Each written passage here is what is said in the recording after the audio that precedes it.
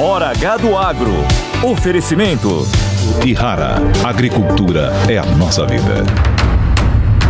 Ihara. Consórcio Magi. Volkswagen Caminhões e Ônibus.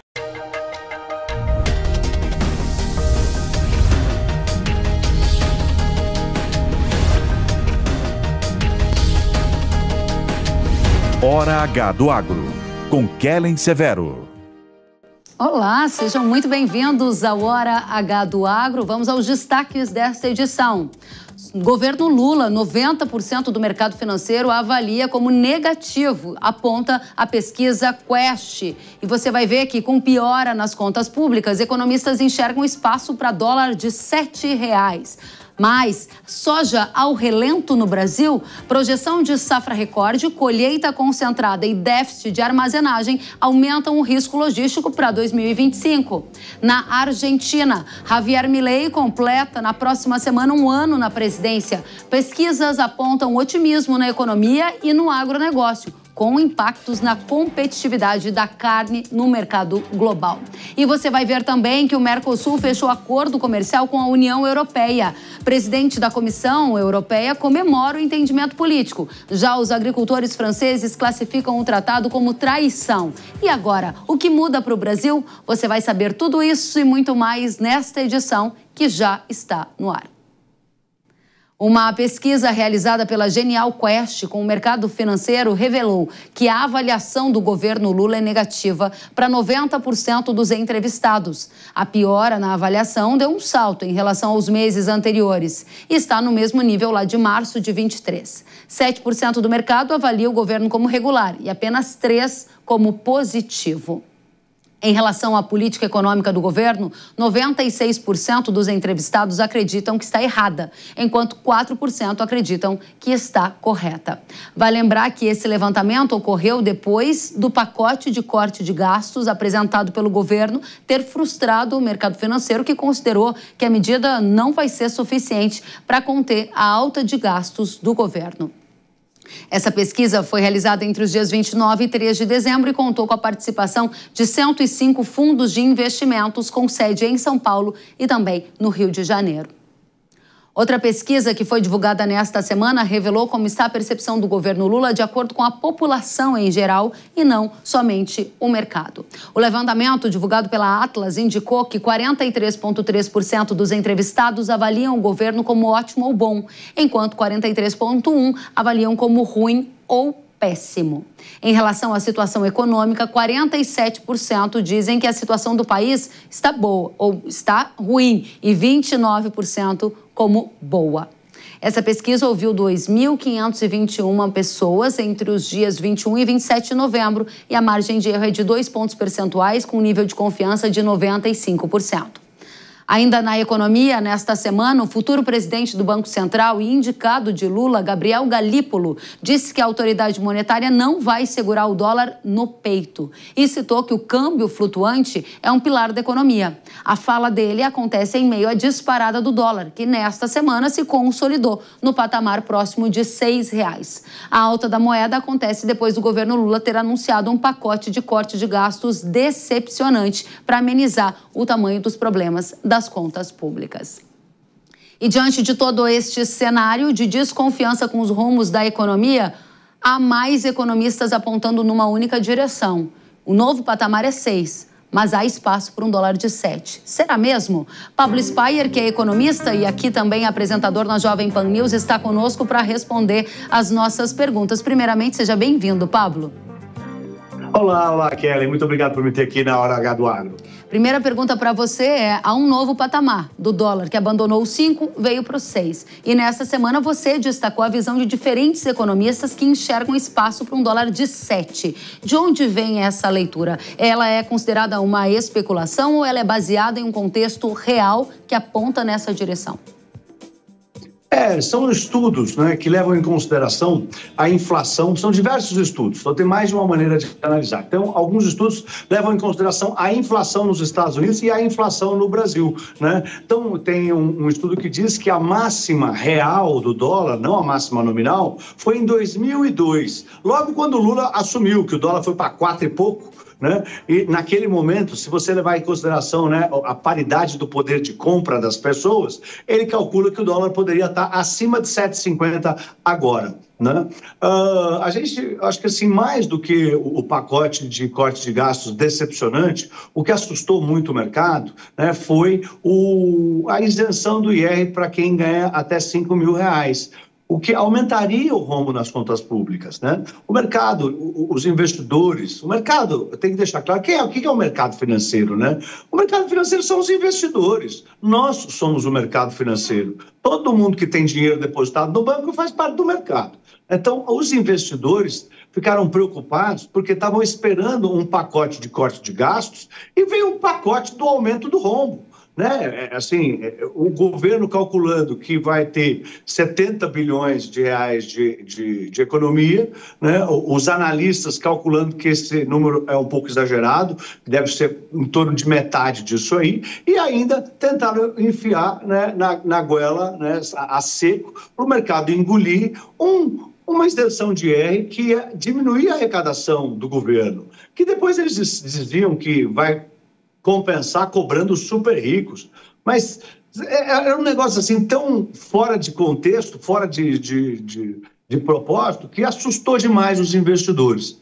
Aí o dólar disparou, foi lá para 6,11, lá na quinta-feira, né? Agora, Pablo, depois na sexta-feira... Dentro desse contexto que você está trazendo para a gente, relembrando os fatores que tiraram o dólar do patamar dos 5 e levaram para os 6, a gente está aqui discutindo um novo patamar. E ele é um patamar de 6 ou a gente está extrapolando quando traz opiniões diversas, apontando que pode ir para 7? Eu gostaria de focar com você nesse aspecto para a gente dar uma mensagem para a audiência agroexportadora e também a audiência que precisa comprar insumos. Você, como economista, enxerga que há um cenário na direção de 7 ou isso é especulação e exagero nesse momento? Tudo vai depender do Banco Central, da nova composição do Banco Central no ano que vem, né? O presidente indicou 3 pessoas que vão sofrer sabatina no Senado semana que vem. E quem é que decide os juros do Brasil? Não é o presidente do Banco Central. Temos que lembrar que os ataques do Lula ao Banco Central, à independência do Banco Central, ao Roberto Campos Neto, que foram levando o dólar de 5 para 6. O dólar agora saltou de 5,80 para 6, né? Não foi dos 5 para 6, foi de 5,70, 5,80 para 6. Dos 5 até os 5,80 foram os ataques e as atitudes bélicas do governo contra o Banco Central que foram elevando o dólar. Agora, nessa situação, né, quem decide os juros, né, por mais que o presidente tenha atacado o Roberto Campos Neto, não é o Roberto Campos Neto, é o Comitê de Política Monetária chamado Copom. E esse Copom tem 9 membros, tá? Cada um tem direito a um voto. O presidente do Banco Central tem direito a um voto. Esse Copom, 5 membros foram indicados pelo Bolsonaro e já 4 membros foram indicados pelo Lula, por enquanto. Na virada do ano, 7 membros vão ter sido indicados pelo Lula, ano que vem, e 2 vão ter sido indicados pelo Bolsonaro. E aí, esse Banco Central vai fazer o quê com o dólar? Vai fazer o quê com os juros? Será que eles vão conseguir enfrentar o presidente Lula e subir os juros como o mercado está achando que é necessário agora? Porque a curva futura de juros está precificando os juros a 15,25 na metade do ano que vem. É daí que vai depender. Se o Banco Central cortar os juros como o Lula pede, né, como o Lula pede há 2 anos para o Banco Central cortar juros, o dólar tem chance de disparar para 7. Se o Banco Central tiver uma atitude técnica, né, tomar suas decisões baseadas no que o mercado está acontecendo, né, a inflação pressionando, o dólar disparando, aí você subir bem os juros, aí o dólar tende a se manter no nível de 6 e pode até recuar. Mas é muito importante, né, o Banco Central... saber o que o Banco Central vai fazer no ano que vem. Então, a gente tem que aguardar. Se o Banco Central manter os juros altos por mais tempo, ou até subir os juros quando for necessário, o dólar pode se manter nesse patamar. Senão, não. Mas tem analistas que dizem que a inflação vai vir tão forte, tem muitos analistas já dizendo, o Itaú, entre outros, dizendo que a inflação vai ser 6% no ano que vem. E que o Banco Central vai ter que subir os juros com força. Se não subir, o dólar vai disparar, vai para cima de 7,5. Ou seja, você está trazendo várias mensagens de diferentes fontes que apontam numa mesma direção. Se não houver seriedade para enfrentar o problema das contas públicas e se houver alguma tentativa de interferência na autonomia do Banco Central para controlar a taxa de juro, o caminho não é muito animador, há uma direção ainda mais alta para o dólar. Eu vou pedir para a nossa audiência colocar aqui, Pablo, uma fala do vice-presidente Geraldo Alckmin. Nessa semana ele defendeu um novo modelo para a Selic, que é a taxa de juros, né, da economia brasileira, e ele disse que a ideia seria que a Selic fosse calculada sem considerar a inflação de alimentos e de energia.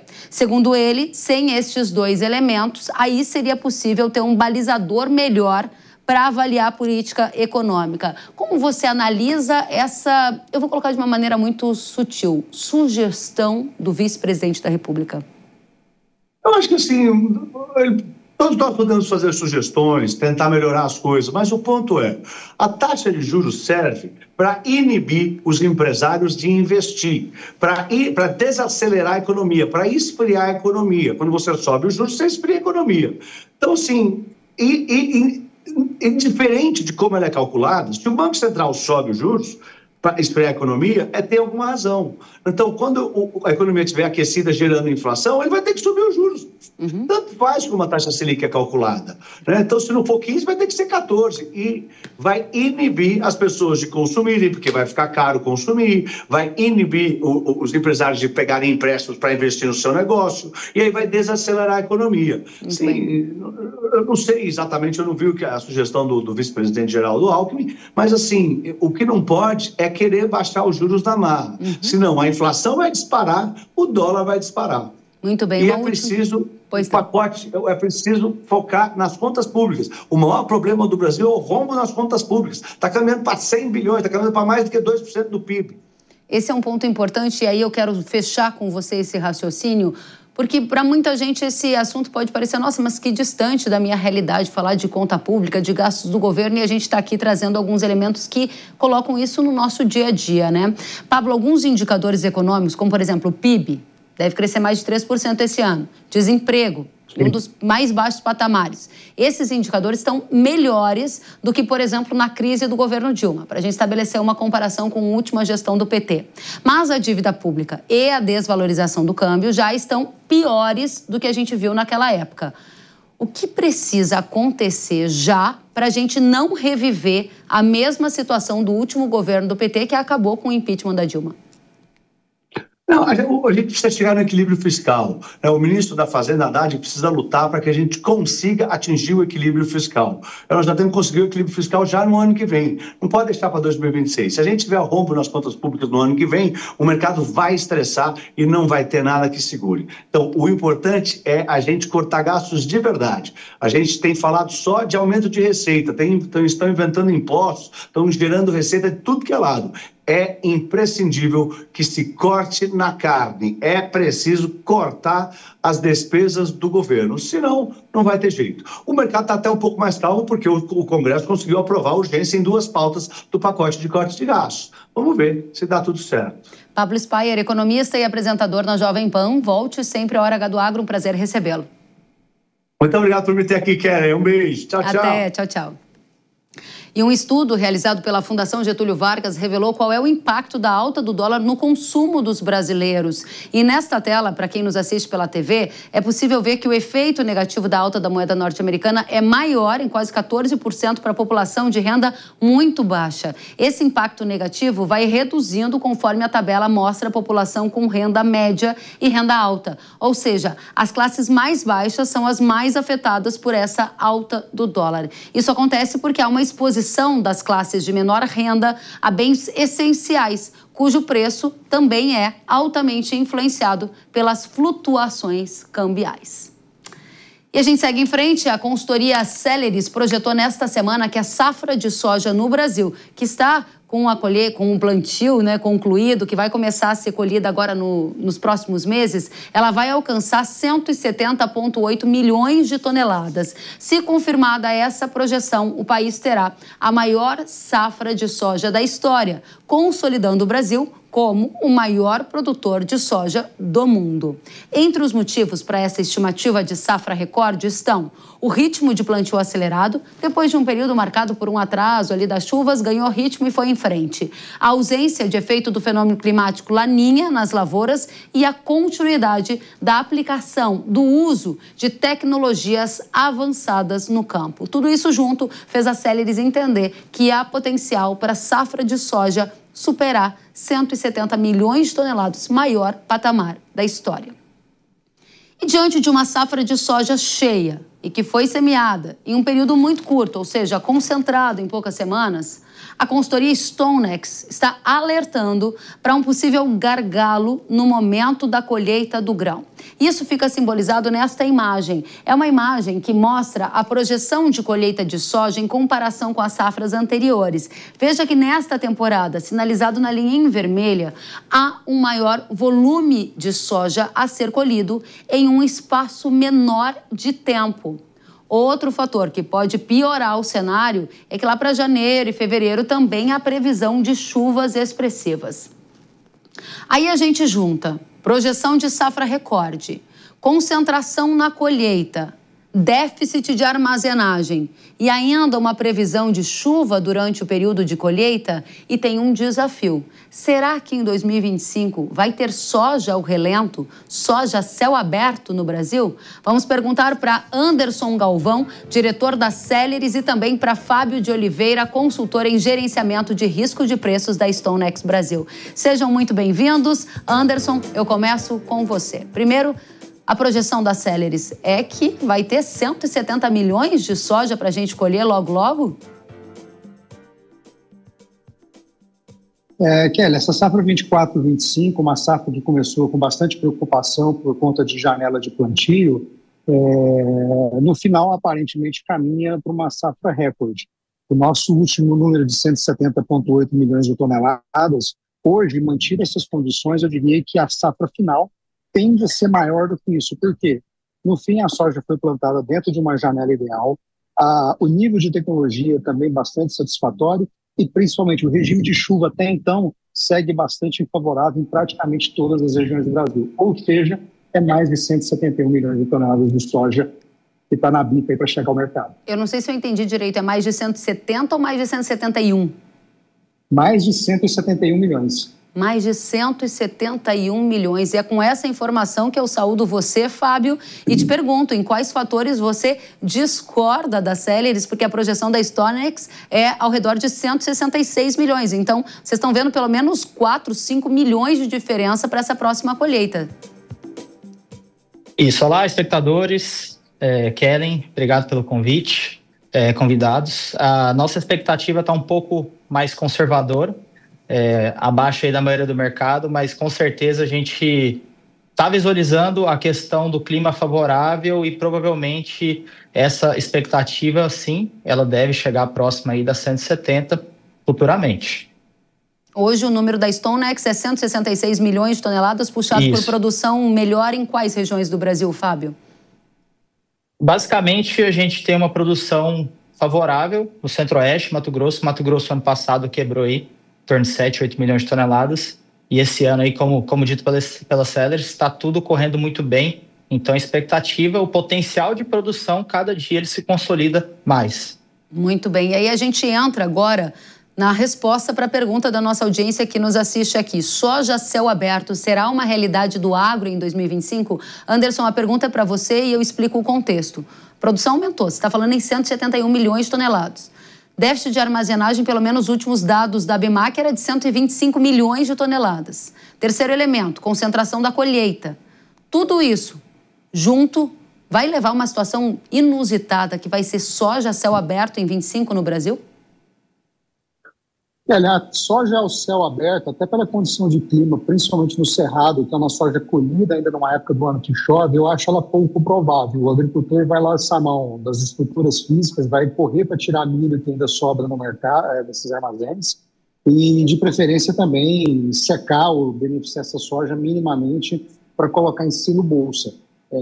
E claro, também em algum momento isso vai gerar uma aceleração do ritmo de fixações, do ritmo de comercialização, o chamado farm selling da safra 24-25.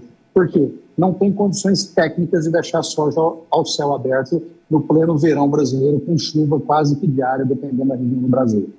Perfeito. Agora, num contexto em que a gente tem filas de caminhões potencial, falta de armazém, você já falou aí que tira o milho para colocar a soja, tem demanda aquecida também por silo bolsa. Todos os fatores que você coloca, eles são factíveis, porque a gente não está torcendo aqui para ter soja a céu aberto, não. A gente só está explorando esse tema para entender se há um risco num cenário mais radical disso acontecer. Você descarta porque outras alternativas vão ser encontradas para evitar isso, Anderson?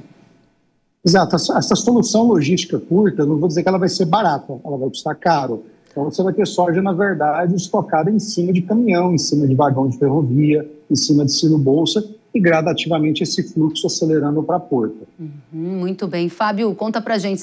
A gente mostrou há pouco o gráfico, se a produção puder colocar de novo, o gráfico do Fábio, ele mostra em vermelho esse pico de concentração da entrada da colheita de safra de soja. Que efeitos colaterais essa concentração vai gerar? Vocês já fizeram cálculos para frete, já fizeram cálculos de preço ao produtor? E se vocês acreditam que pode ter soja a céu aberto?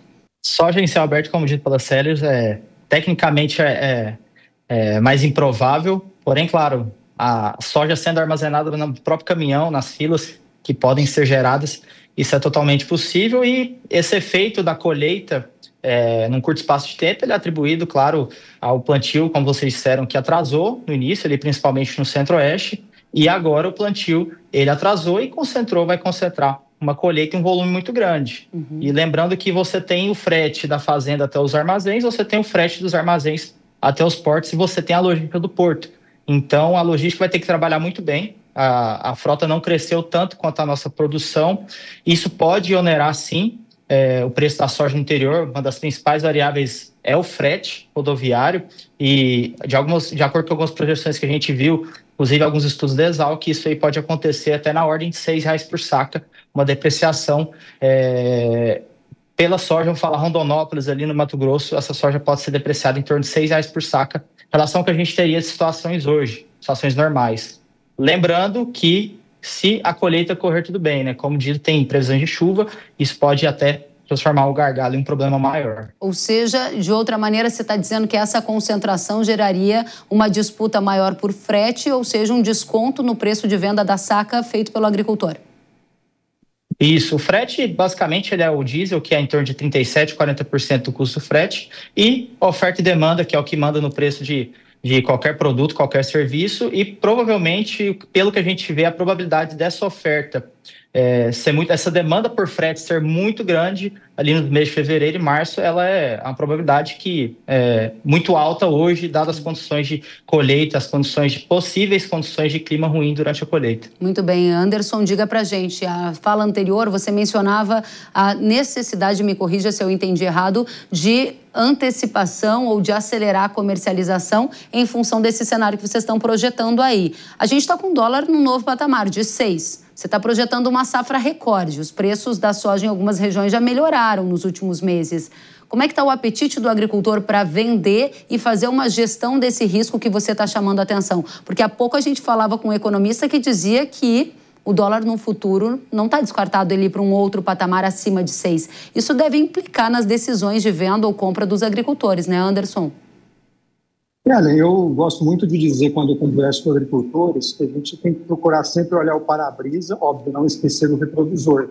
Por que eu digo isso? A gente não pode se esquecer que uma saca de soja posto fazenda, ela é uma combinação de 4 elementos: Chicago, prêmio no porto, câmbio e custos de logística interna. Com uma safra recorde, não só no Brasil, mas também na América do Sul, eu não descarto o Chicago no decorrer de 25 a 9 dólares o bushel. Lembrando que China, do ponto de vista econômico, tem uma situação bastante, eu diria, morna. Então, um Chicago a 9 dólares o bushel, uma safra recorde no Brasil e na América do Sul, tende a enfraquecer prêmios no Brasil. Ou seja, e também a logística interna mais cara por conta da concentração, deixa com o agricultor apenas o elemento câmbio para sustentar preço. Então, como eu gosto sempre de dizer, a santa padroeira da agricultura brasileira, que é a Nossa Senhora da taxa de câmbio, é a principal razão de sustentação de preços, ou seja, todos os outros elementos que vão se desenvolvendo, eles se mostram bastante baixistas. E por isso que eu entendo que sim, o agricultor tem que aproveitar e travar, buscar o famoso preço médio. Para quê? Para defender uma boa rentabilidade da safra 24-25. Porque tudo mais mantido constante, nós vamos com 25 com soja sobrando no mercado. E soja sobrando no mercado é preços pressionados. Soja sobrando no mercado mesmo com uma guerra comercial entre China e Estados Unidos. Fábio, e depois eu volto para você, Anderson. O efeito da guerra comercial, ela aconteceu em 2019 praticamente, apesar do presidente Trump falar de taxações antes de ser eleito, e essas taxações aconteceram em 2019, porém os prêmios reagiram muito no segundo semestre. Então foi um descasamento ali do momento que o produtor precisa vender, que é onde ele tem maior risco, que é uma super safra, que é questões logísticas, e o momento da alta dos prêmios que compensaram bastante essa questão da guerra comercial, do Chicago embaixo, ele aconteceu só no segundo semestre. Então existe essa possibilidade, mas eu diria hoje que a China ela está bem mais preparada do ponto de vista de consumo de soja. Ela já comprou muita soja no Brasil para o ano que vem. Os estoques dela são mais robustos esse ano em relação a 2018, a 2019, e a produção ela cresceu muito mais, cresceu na ordem de 47 milhões de toneladas, Brasil, Argentina e Estados Unidos, enquanto que a demanda chinesa cresceu em suas 25 milhões de toneladas. Então hoje o cenário ele existe, a guerra comercial pode favorecer, ela deve acontecer do segundo semestre em diante, e a China ela está bem mais preparada do que estava em 2018 e 2019. Muito obrigada, Fábio. Anderson, quanto que o agricultor já comercializou dessa safra 24-25, considerando a sua projeção de 171 milhões de toneladas, quanto já foi vendido antecipadamente? O ritmo ainda segue ligeiramente abaixo da média histórica, da média de 5 anos que a gente acompanha, Kelly. E a razão disso é porque, até exemplo dos últimos 2 anos, o agricultor ele vem apostando em altas que muitas vezes elas não aconteceram. A gente teve uma alta pontual do segundo semestre agora, essa alta consequência aí do descasamento de mercado interno, mas agora a gente entende que nesse incentivo cambial a gente vê o ritmo de comercialização da safra ganhando tração e talvez até recuperando a média histórica. E por que eu sempre bato muito nessa tecla? Porque a gente sempre defende lá na consultoria que o agricultor deve perseguir margem. E o mesmo câmbio que está ajudando na formação do preço de venda da soja agora do 24 e 25, é o câmbio que também vai tornar o custo de produção da safra 25, 26 mais caro. Fertilizantes, defensivos, uma série de insumos que tem influência cambial. Então, essa sempre é a atenção que a gente recomenda ao agricultor. O câmbio dá com uma mão, mas também tira com a outra, né? Obrigada, Anderson Galvão. Fábio, sua última consideração, mensagem para a audiência.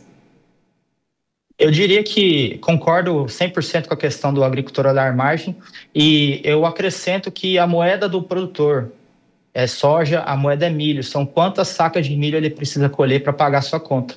Então, é muito mais do que 120, 130, 150 reais por saca. A gente precisa olhar o quanto de produção é necessário. E se a gente tem margem, se essa relação de troca, que a gente usa esse termo, ela está favorável para compra de insumos, venda de produto, nós temos que perseguir isso ao máximo. Muito bem, quero agradecer a vocês. Anderson Galvão, diretor da Celeris, volte sempre, um prazer recebê-lo na Jovem Pan News. Fábio de Oliveira Cruz, consultor em gerenciamento de risco da StoneX Brasil, volte sempre também. Até a próxima. Obrigado, um abraço a todos. Tchau, tchau. A segunda fase do vestibular da Unicamp, que ocorreu no último fim de semana, fez uma associação do agronegócio com o trabalho análogo à escravidão. A prova, que foi realizada por mais de 13 mil candidatos, continha em uma das questões uma charge que falava de precarização do trabalho e citava como exemplo uma lavoura de tomate. Essa não é a primeira vez que o agro é citado em materiais escolares e em provas como o Enem ou essa de vestibular de uma forma pejorativa. Vai lembrar que casos assim não retratam a grande maioria do setor agro, que é essa situação que a gente vai tratar agora. Inclusive, esses tipos de associações negativas, esse tipo de associação está bem presente em vários materiais escolares. Um estudo realizado pela FIA da Universidade de São Paulo analisou as menções feitas ao agro em livros didáticos usados aqui no Brasil. E, de acordo com esse estudo, 60% das menções ao agro eram negativas. A presidente da Associação de Olho no Material Escolar comentou o caso da prova da Unicamp. Vamos ouvir. Essa situação demanda a atuação dos órgãos competentes na fiscalização desses conteúdos polêmicos que costumam aparecer em exames como o Enem, a prova da Unicamp, com questões associando o setor rural a problemas trabalhistas, ambientais e a outros contextos negativos antigos. O agronegócio brasileiro passou por uma revolução tecnológica de boas práticas nas últimas décadas. Promove oportunidades de desenvolvimento, gera divisas, alimenta o Brasil e o mundo e é exemplo internacional em várias áreas. Mas os conteúdos pedagógicos ainda mostram um retrato antigo do setor rural, que está presente em várias matérias. A De Olho no Material Escolar trabalha para que os materiais escolares tragam conteúdos científicos e atualizados para promover uma educação de qualidade para todos. Muito obrigada, Letícia Jacinto, que coordena os trabalhos no De Olho do Material Escolar. Obrigada pela presença. E depois do intervalo, você vai ver que Javier Milei vai completar 1 ano de presidência na Argentina. E será que a Argentina está no rumo certo? Quais são as implicações para o agro a partir de agora? Você vai ver tudo isso e mais. Mercosul e União Europeia fecham um acordo comercial. Agricultores franceses falam em traição. E aqui para o Brasil, o que muda? A gente conta já já. Eu espero você.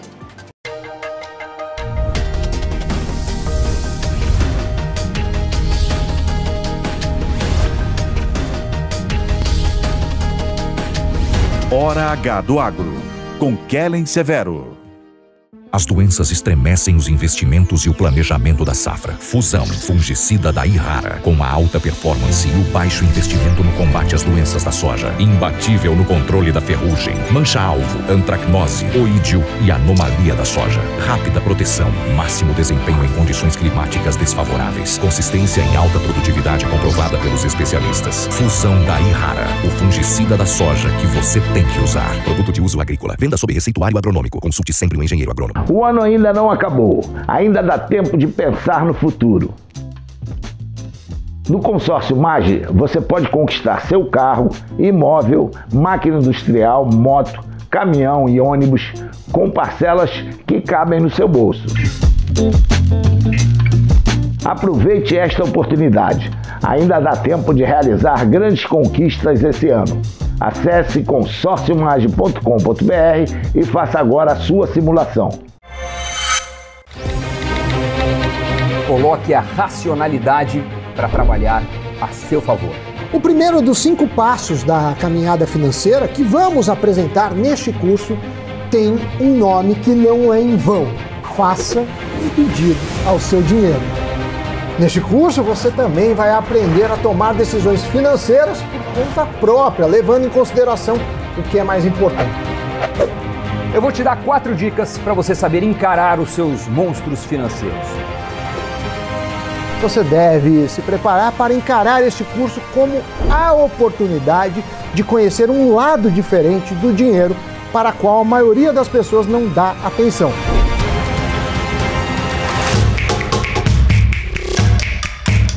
Acesse newcursos.com.br e comece a fazer as pazes com as suas finanças.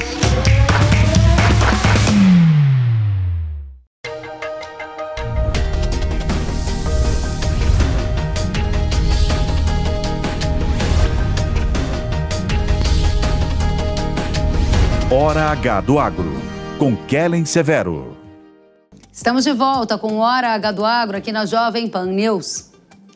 Na próxima semana, Javier Milei comemora o 1º ano à frente da presidência da Argentina. Com uma promessa de realizar grandes mudanças, Milei fez uma série de medidas para colocar a economia do país vizinho nos trilhos novamente. Com uma motosserra simbolizando o corte de gastos que faria, Milei reduziu o número de ministérios, privatizou estatais, desregulamentou a economia e, como resultado, conseguiu registrar superávit fiscal e até redução da inflação. No agronegócio, uma das principais demandas do setor é a redução do imposto sobre exportações, que Milei atendeu até o momento, porém parcialmente. As também chamadas retenções seguem inalteradas para produtos como soja e derivados, milho, trigo, sorgo e cevada. Na soja, o imposto está em 33%, no farelo e óleo em 31%, e para produtos como milho, sorgo, trigo e cevada, estamos com 12%. Porém, em agosto deste ano, o governo argentino zerou a alíquota de exportação sobre alguns cortes de carne bovina, suína e para produtos lácteos. Para as proteínas animais que não tiveram a alíquota zerada, Milei reduziu em 25%. Outra medida adotada por Milei foi a redução de 17,5% para 7,5% no imposto criado pela gestão de Alberto Fernandes. O objetivo é a redução dos custos de produção para quem utiliza insumos importados. E aí, quem nos assiste pela TV pode conferir. A Bolsa de Cereais de Córdoba revela que a redução desse imposto poderá implicar em uma alteração do preço, principalmente dos fertilizantes nitrogenados e fosfatados aos agricultores argentinos. E também revela impacto em preços de máquinas agrícolas, que com a redução do imposto, o setor poderá ter redução de custo de componente importado. A partir de 2025, quando a vigência desta taxação termina, esse imposto então será zerado. A gente lembra também que no governo Milei não houve a criação de dólar soja ou milho e nem o congelamento de preço ou proibição de exportação de itens agros, como foi visto em governos e gestões anteriores. A consultoria Agrifato revela que a carne bovina da Argentina já está mais competitiva e, inclusive, houve aumento nas exportações do produto. Vamos conferir. Se a gente for olhar da perspectiva de redução de custos, a Argentina já tem hoje um produto mais barato do que tinha quando as retenções incidiam em 100% sobre os produtos comerciais, as commodities agrícolas da Argentina. Então, hoje a Argentina tem sim uma carne bovina mais barata do que tinha um ano atrás.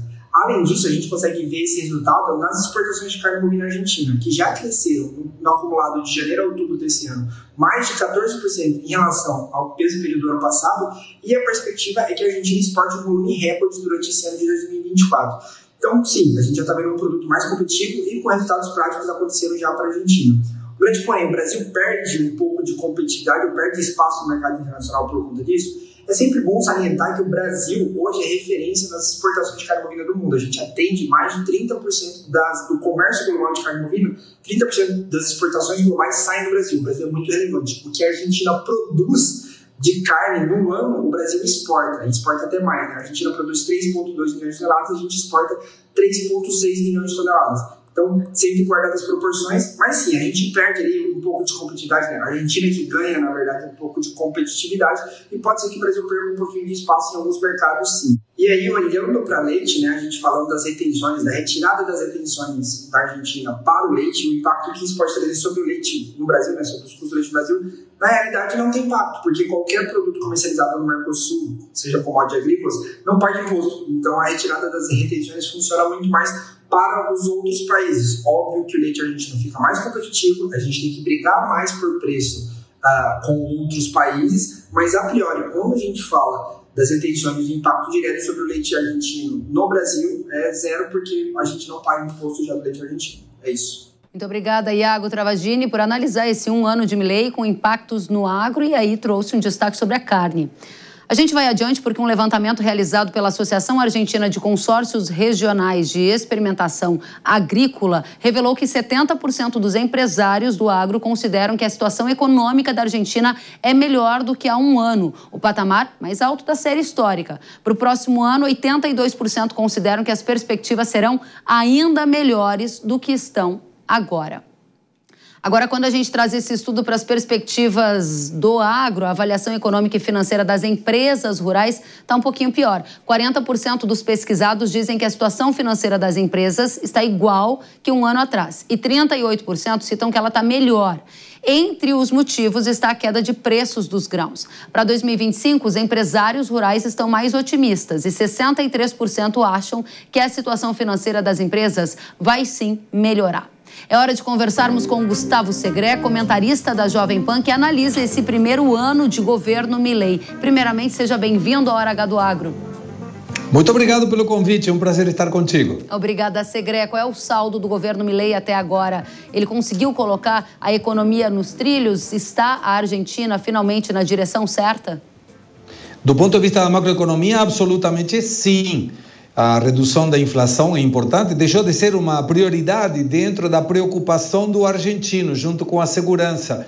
E o Milei conseguiu uma coisa poucas vezes vista nos últimos 123 anos do país, que é um superávit fiscal junto com um superávit nominal ou financeiro. Explicando, o governo arrecada, gasta, sobra dinheiro, paga os juros da dívida e sobra dinheiro. Uma coisa que poucas vezes se viu na Argentina. Deve terminar o 2024 com 1,8 de superávit fiscal e 0,5 do superávit financeiro nominal. E tudo isso permite que, por exemplo, o dólar diminua e o preço do dólar oficial, junto com o dólar que antes era blue ou livre, ilegal, mas agora não tanto, está equiparado. Quando o Milei assumiu, essa diferença entre um dólar oficial, que ninguém conseguia comprar nesse preço, e o dólar livre, que todo mundo conseguia, mas que era muito caro, estava em 200%, e hoje está zerado. Então agora devemos esperar que essa finalização do imposto país, a partir de 2025, melhore muito para os importadores e coloque, de fato, um desafio para os exportadores e produtores, porque terão que concorrer com produtos que vêm do exterior e muitas vezes com taxas de juros menores e com uma produtividade maior também. Segreia, qual a receita para o sucesso de Milei nesse primeiro ano? Você está trazendo indicadores que revelam que a economia de lá está finalmente entrando nos trilhos. Gastar menos do que arrecada, tão simples como isso. Mas um dado que também contrapõe, a pobreza continua estando muito alta, os planos sociais continuam estando elevados, porém sem os gerentes. Ele tirou a intermediação dos planos sociais, dos planos de ajuda, e isso vai melhorar. E o próximo passo, quando a economia esteja mais equilibrada, ele começará a tirar as retenções que você muito bem explicava para as exportações, porque é um imposto para quem quer exportar. Então, isso atrapalha muito a competitividade do produto, porque aquele que exporta tem que pagar uma parte para o Estado, uma coisa que não tem muita lógica. Só para explicar à audiência, imposto país, que foi uma invenção do governo anterior, significa por uma Argentina inclusiva e solidária. Esse é o conceito do país, por uma Argentina inclusiva e solidária. Ou seja, o governo gasta, o empresário aporta e ele distribui para quem, em teoria, precisa desse valor. É uma herança desse imposto país ou de outras decisões tomadas no passado foi uma economia em frangalhos que foi pega pela atual gestão de Milei. Você está aqui trazendo dados importantes mostrando que se essa condição econômica continuar a melhorar, o próximo degrau, e aí a minha pergunta é para 2025, haverá condições econômicas suficientes para a retirada das retenções que ainda incidem sobre grãos e outras culturas, como a gente mostrou há pouco? O empresariado do agro ou os produtores estão bem, estão olhando a economia e esperando que ela vai melhorar. Quer dizer, vai melhorar porque as retenções vão deixar de existir já em 2025? Eu imagino que comece com uma diminuição das alíquotas. Eu não sei se vai conseguir tirar de pleno todas elas por uma situação de arrecadação. O governo conta muito com isso, sobretudo porque a economia caiu. E quando a economia cai, a arrecadação também cai. O que o governo fez, o Milei fez, foi cortar drasticamente o gasto, sem depender da arrecadação. A partir do momento que a economia está mais estabilizada entre arrecadação e gasto, aí permite diminuir a pressão tributária. A retenção, de fato, é uma pressão tributária. E eu imagino que vai um pouco mais longe, viu? Deve ir para a diminuição de impostos, sim, eliminação de alguns impostos que hoje são atrapalhantes para o produtor e o exportador, e isso está mostrando que a desregulação do Estado, ou seja, quanto menos Estado participe na economia real, é melhor para todo mundo, porque um empresário que produz é um empresário que precisa de mão de obra, logo o emprego aumenta. Quando o emprego aumenta, tem mais gente comprando, e isso logo aumenta a arrecadação. Então, dá toda a sensação que a Argentina está no caminho certo, pelo menos na macro. Na microeconomia, ainda falta muito, porque todas essas benesses não chegaram ainda na base. Não chegaram na base, e para chegar, qual é o próximo degrau? Quais são as reformas ou ações que devem ser tomadas no curto prazo? De melhora sobre as condições do trabalho, desregulação do Estado, privatização de mais empresas, um Estado menor, menos incidente na economia de todos os dias e, sobretudo, confiança, porque ainda tem dívidas a pagar. A Argentina tem vencimentos em 2025 fortes e as reservas internacionais líquidas ainda são negativas. O Banco Central está tomando o cheque especial, digamos assim. Isso deve ser melhorado. Com essa melhora, tudo vai melhorar e, de fato, já tem indicadores que estão mostrando que a pobreza está diminuindo e o emprego está aumentando. Mas o fato mais importante será quando comece a diminuir a quantidade de pessoas que hoje dependem do Estado com ajuda. Muito bem. Dá para traçar um paralelo entre a gestão na economia que está acontecendo aqui no Brasil sob o governo Lula e a gestão na Argentina sob o governo Milei? Quais são as semelhanças e diferenças e qual é o rumo de cada uma delas? Eu te diria tudo isso numa frase só. A Argentina está muito bem na macroeconomia e ainda pendente de melhoras na microeconomia. O Brasil está muito melhor na microeconomia e encaminhado para uma turbulência muito forte se não melhora a macroeconomia. Traduza isso para toda a nossa audiência. Na prática, isso significa o quê?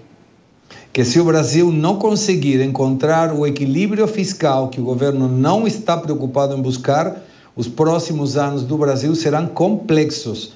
E quando a macroeconomia está desordenada, logo mais a microeconomia, todos nós começamos a entender que a situação não está tão fácil. Quando a macroeconomia está melhor, no caso da Argentina, mesmo que tenha turbulências na economia real, todo mundo, a partir de confiança, observa que as coisas podem melhorar, logo melhoram.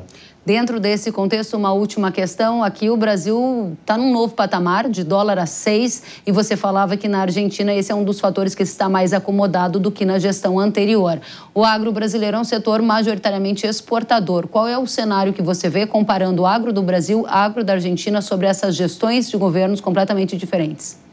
O agro brasileiro, com $1 a 6, fica mais competitivo para exportar. São mais reais que ingressam na economia pelas exportações e o Brasil não tem retenções às exportações, então começa a ser muito mais produtivo e na competitividade que o produto argentino. Porém, me dá a sensação de que isso é voz de galinha, pode aproveitar 2025. Quando a macroeconomia argentina estiver melhor e as retenções estejam já eliminadas, a produtividade em geral, pelo menos, do agronegócio argentino são superiores, pelo menos por enquanto, ao brasileiro. Muito obrigada, Gustavo Segré, comentarista da Jovem Pan. Volte sempre ao Hora H do Agro. Um abraço, muito obrigado. Até a próxima. Depois de 25 anos de negociação, Mercosul e União Europeia fecharam nesta semana um acordo de livre comércio. O tratado, que era muito aguardado por produtores brasileiros, foi fechado no Uruguai durante encontro entre a presidente da Comissão da União Europeia, Ursula von der Leyen, e o presidente Lula e líderes da Argentina, do Uruguai e do Paraguai. Von der Leyen disse que esse é um acordo ganha-ganha e que marca o início de uma nova história. Apesar das negociações terem sido encerradas, ainda é necessário que o acordo seja assinado e, em seguida, o tratado deverá ser aprovado internamente em cada uma das nações. Em nota, a Associação Brasileira de Proteína Animal, que representa o setor de aves e suínos, celebrou o acordo. A entidade disse que dentro do tratado está estabelecida uma nova cota para exportações de carne de frango, no total de 180 mil toneladas, com tarifa zero para embarque à União Europeia, que vai ser compartilhada pelos países membros do Mercosul. Para a carne suína, vai haver uma cota de 25 mil toneladas, com tarifa de 83 euros por tonelada. A Sociedade Rural Brasileira considerou o fechamento do acordo uma vitória política, mas revela que ainda vai ser necessário uma série de ajustes. É um acordo que traz avanços das relações entre o Mercosul e a União Europeia, sem dúvida nenhuma. Mas traz um avanço mais na esfera política, uma vez que nós temos ainda vários ajustes a serem feitos na questão comercial, nas questões técnicas e principalmente nas questões ambientais, nas questões das obrigatoriedades que a União Europeia nos impõe, quanto ao aspecto de sustentabilidade, quanto ao aspecto sanitário e tal. Mas foi um avanço, a gente vê como uma evolução. Muito bem, o avanço é considerado aqui pela Sociedade Rural Brasileira, mas os agricultores lá da França não consideraram um avanço, não. O Sindicato Agrícola francês Jovens Agricultores disse que a presidente da Comissão Europeia, Ursula von der Leyen, traiu os agricultores europeus. Em nota, o grupo afirmou ainda que não vão admitir a derrota e que vão utilizar todos os esforços para garantir que esse acordo não seja ratificado, nem pelo Conselho, nem pelo Parlamento Europeu, nem pelos parlamentos nacionais. Vamos até a Europa conversar com o Luca Bassani, nosso correspondente aqui da Jovem Pan News, lá na Europa, que traz como é que está o clima por aí. A gente teve, Luca, muitas manifestações de agricultores falando em traição, dizendo que o momento era perigoso. Esse é o assunto que vai repercutir? Tem mais manifestações a caminho? O que vai acontecer? Provavelmente sim, Kellen. Bom dia a todos que nos acompanham aqui na Hora H do Agro. Realmente é uma situação que pode se desenrolar no final desse ano, começo do ano que vem, mas vale ressaltar que o principal país contrário à ratificação desse acordo, que é a França, enfrenta uma crise política aguda. Inclusive, nessa semana, o primeiro-ministro Michel Barnier foi derrubado pelo parlamento francês e nos próximos dias o presidente Emmanuel Macron deve anunciar um novo primeiro-ministro, o que deve depois dar o caminho do país para as próximas semanas, os próximos meses. De qualquer maneira, o Sindicato dos Agricultores fala em traição, fala que é uma situação extremamente ruim para a agricultura europeia e que vai fazer pressão conjuntamente com a Polônia e com a Itália para que a ratificação não aconteça nem no nível nacional e muito menos no nível continental do bloco, seja na Comissão Europeia ou nos parlamentos nacionais de cada uma das 27 nações. Muito obrigada, Luca Bassani, pelas atualizações direto da Europa. Volte sempre, você é muito bem-vindo ao Hora H do Agro. Obrigado. Até a próxima. E a gente vai repercutir agora essa insatisfação dos agricultores europeus e uma certa satisfação dos brasileiros com o acordo Mercosul-União Europeia com a Suemi Mori. A Suemi, ela é diretora de Relações Internacionais da CNA, que é a Confederação da Agricultura e Pecuária do Brasil, acompanha esse tema há muito tempo. Suemi, finalmente temos o acordo Mercosul-União Europeia, o que muda de imediato para Brasil e Europa. Há algo que mude? Oi, Kellen, como vai? Sempre uma alegria estar aqui com você. Kellen, imediatamente não muda, né? A gente andou uma casinha nesse jogo, é a fase realmente, uma fase longa, né? No caso da Mercosul-União Europeia, nós nunca negociamos durante tanto tempo um acordo. E foi importante o que aconteceu hoje. Esse foi um marco, né, do fechamento da etapa negocial, mas a gente ainda tem à frente revisão dos documentos, revisão legal, ajustes, tradução, até começar o processo de aprovação, no caso da União Europeia, como você bem falou, do Conselho e do Parlamento, para depois, isso do ponto de vista da parte comercial, e aí depois as outras partes do acordo, do texto, né, passarem pelos parlamentos dos países membros. Bom, dito isto, o passo seguinte é, eu não tenho um efeito imediato agora, pensa de repente algum telespectador do Agro do Brasil, mas eu tenho uma perspectiva de impactos no curto ou médio prazo, que seria a maior entrada de mercadorias do Brasil no mercado europeu. Há pouco a gente viu a Associação de Aves e Suínos comemorando esse acordo. Quais são as cadeias agro do Brasil mais impactadas por esse acordo positivamente?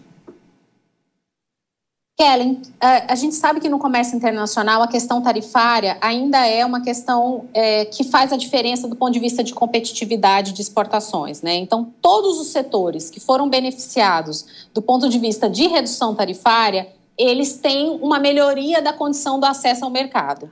Alguns desses produtos, eles foram negociados para que essa tarifa zere. Então, por exemplo, frutas, a maioria das frutas, elas terão tarifas zeradas em determinado tempo. É o que a gente chama, existe um cronograma de desgravação. Então, é assim, a gente tem até 10, e no caso, ida e volta, até 15 anos de desgravação. Então, vai passar, alguns produtos serão zerados no momento em que o acordo entra em vigor, depois que passou todas essas fases que a gente falou aqui antes, e alguns têm um cronograma ao longo do tempo. Então, alguns serão zerados. Para esses que serão zerados, sem dúvida nenhuma, a condição melhora muito de acesso.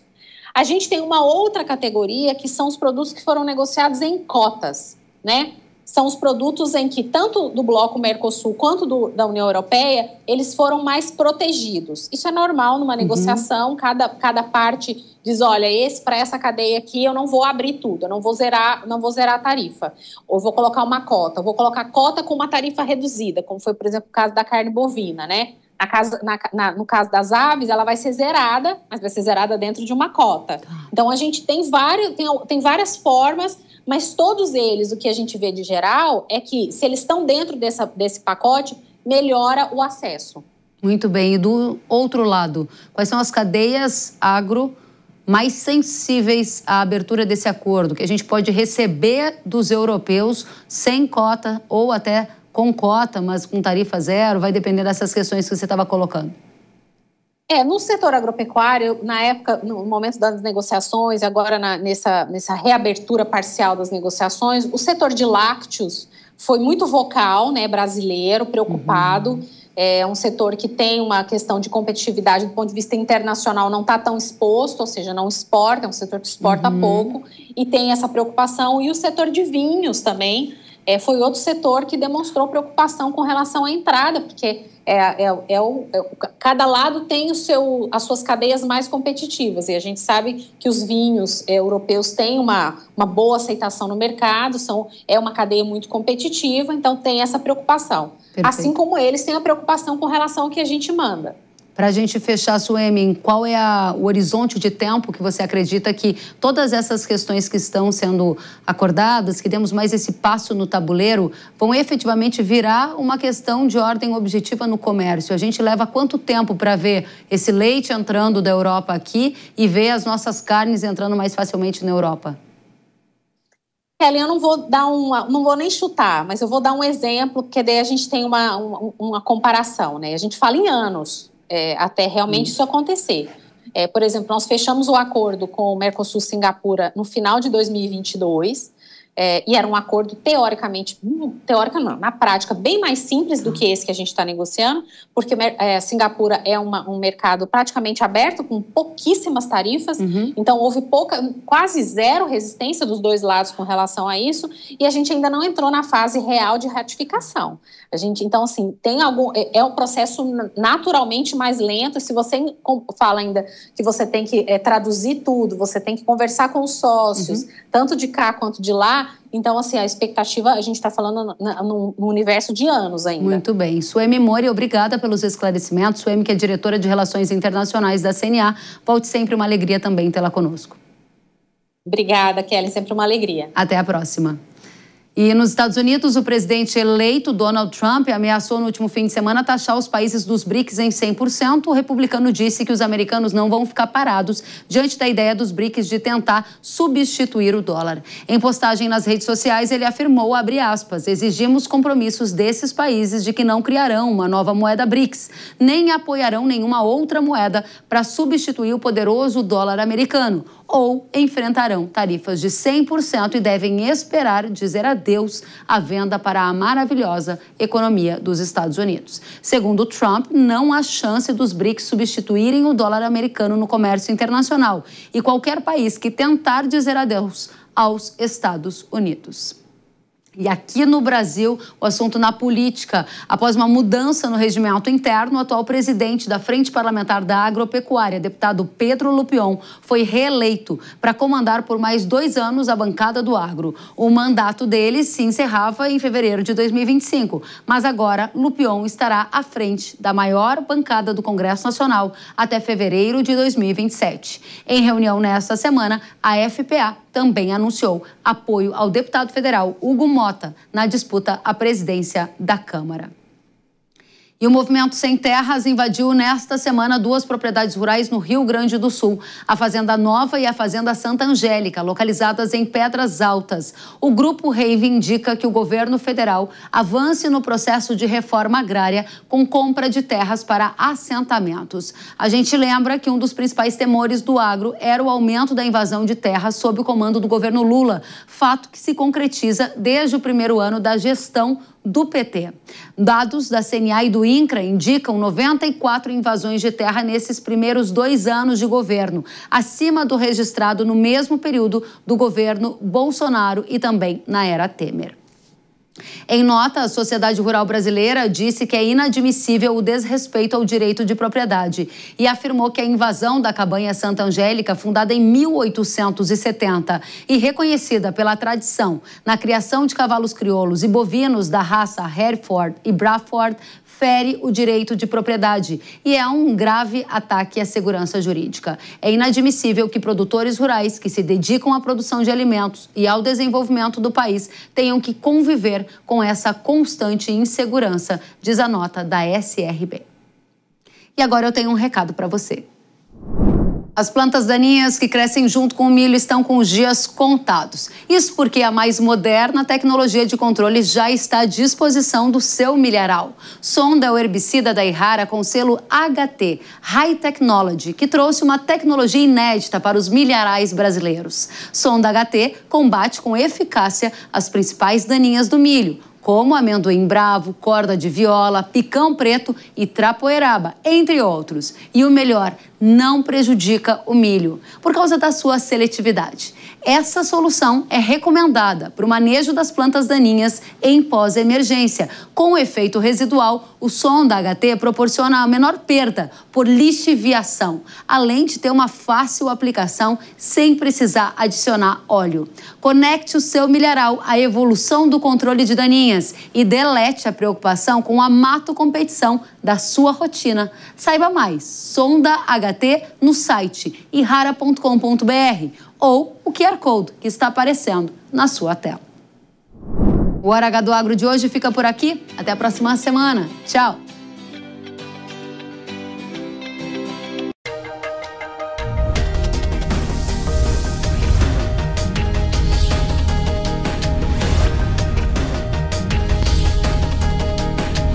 Hora H do Agro, com Kellen Severo. Hora H do Agro. Oferecimento. Irrara. Agricultura é a nossa vida. Irrara. Consórcio Magi, Volkswagen Caminhões e Ônibus. A opinião dos nossos comentaristas não reflete necessariamente a opinião do Grupo Jovem Pan de Comunicação. Realização Jovem Pan News.